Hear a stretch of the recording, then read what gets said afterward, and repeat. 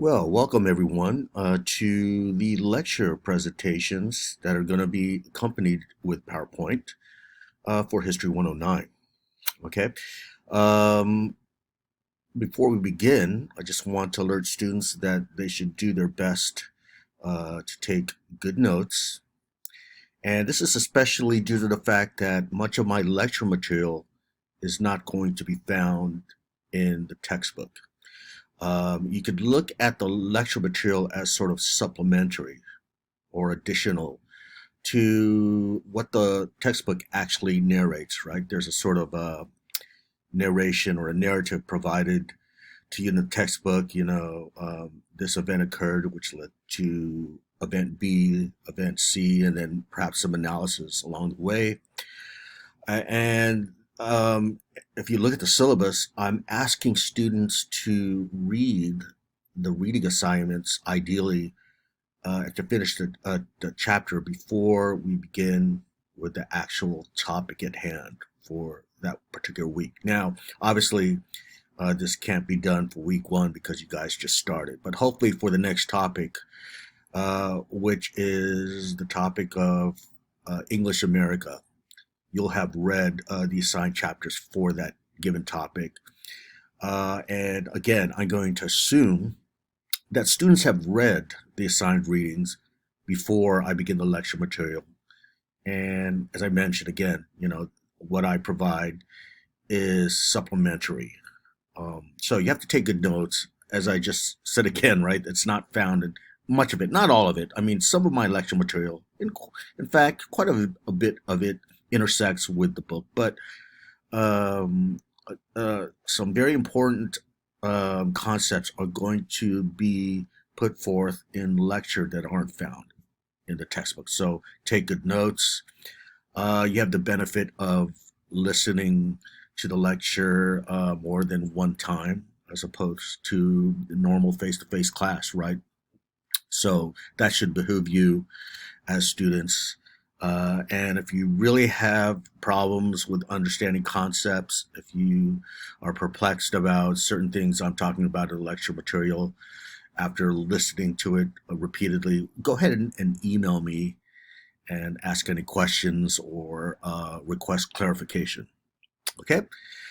We'll begin with our lecture material, and hopefully you've looked at the syllabus like I asked, and you notice at the very end of the syllabus, actually, there's this section called reading assignments, right, which kind of lays out the structure academically, what we're going to study from the first topic to the last topic. Our first topic is obviously this topic, which is titled The Old World Meets the New World, and it will conclude at the end of the semester with the Civil War and its legacies. Okay, so we begin with the Old World meets the New World. And that slide you have before you is a depiction of a confrontation, right, of two peoples who probably don't know anything about each other. They're, about, you don't know what's going to happen. It's probably a tense-filled moment, right? And this characterizes really a lot of the early settlement period. And when I say early, I'm referring to, the 16th century. Okay. If you don't know what the Old World and the New World refers to, the Old World, and I'll discuss this later in the slide, but the Old World basically refers to Europe and that side of the world, that hemisphere. So if you think about the world divided into two hemispheres, especially during, let's say, the age of Christopher Columbus, 1492, and the few centuries after that, the 15th, 16th century, you see the world divided into the old world, which is Europe, but also Africa and China, right? There was interaction with those three continents, those civilizations.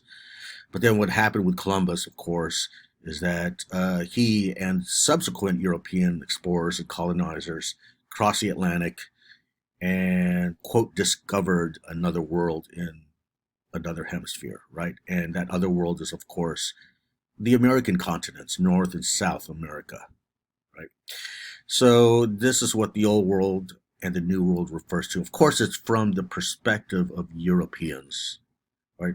Obviously, if you're a native inhabitant of the New World, you don't think of your world as new, right?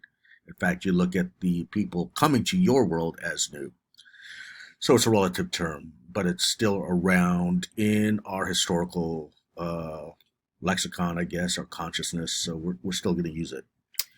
Okay, now I just mentioned Columbus.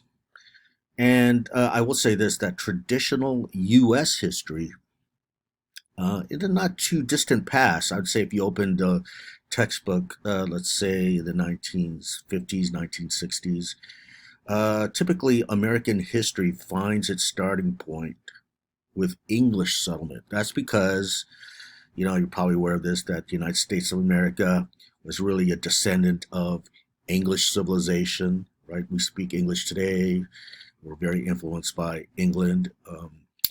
But then we revolted as colonies from England, right? And we formed the United States by 1776. So you might be familiar with the period that is traditionally called colonial period, the colonial period in U.S. history, which again customarily begins with English settlement.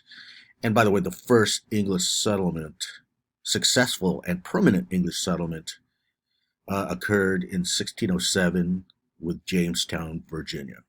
Okay, but in this course, we're going to reach back earlier and talk about the early Europeans that successfully settled the New World. Okay, so I'm talking about the French, the Dutch, but primarily the Spanish.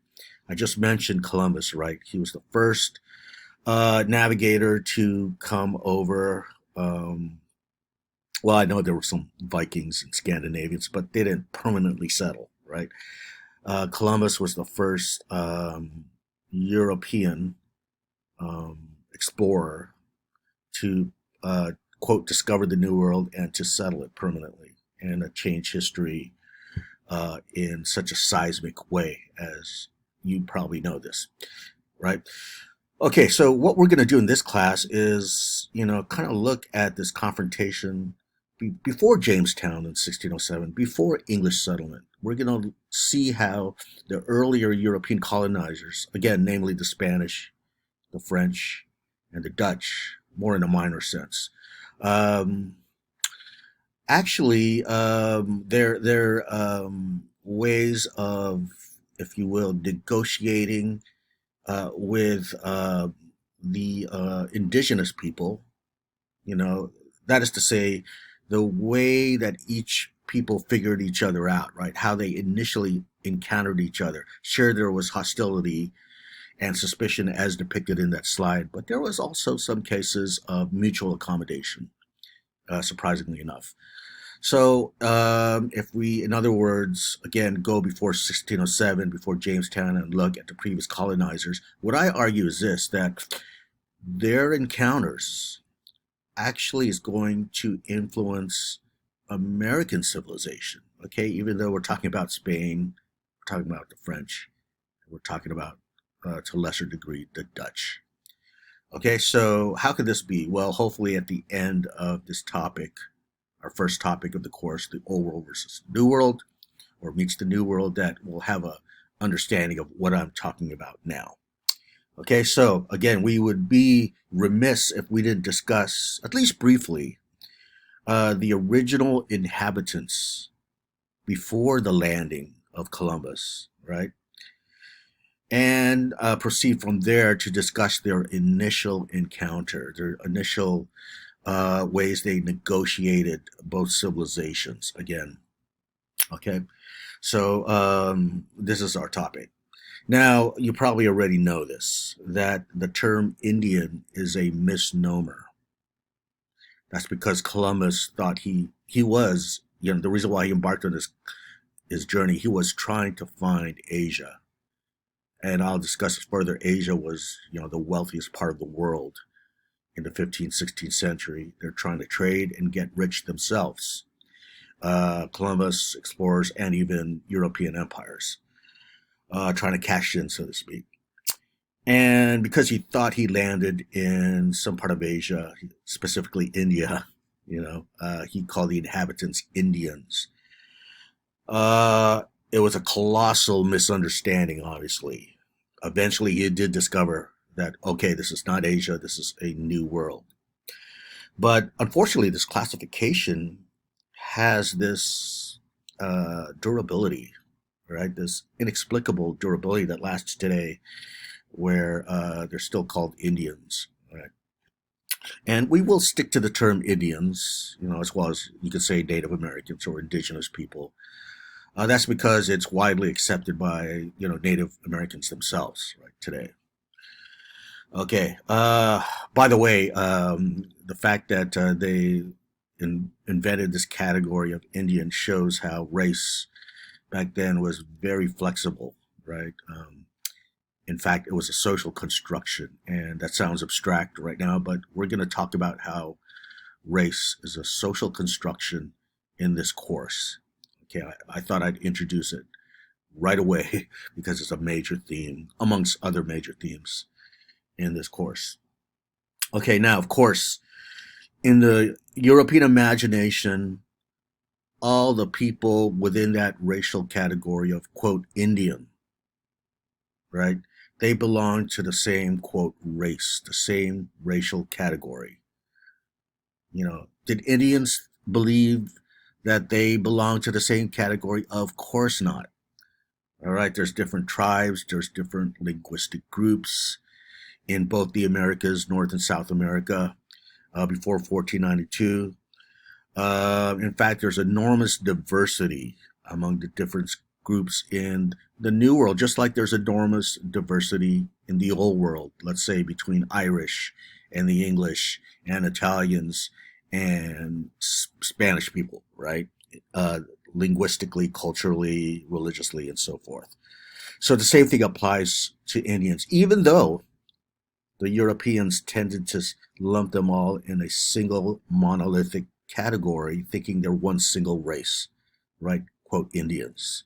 So the first thing we need to grasp, and we're going to move on to the next slide here, or the next PowerPoint section, is the enormous diversity that characterizes Indians or Native Americans. So we'll move on to the next PowerPoint.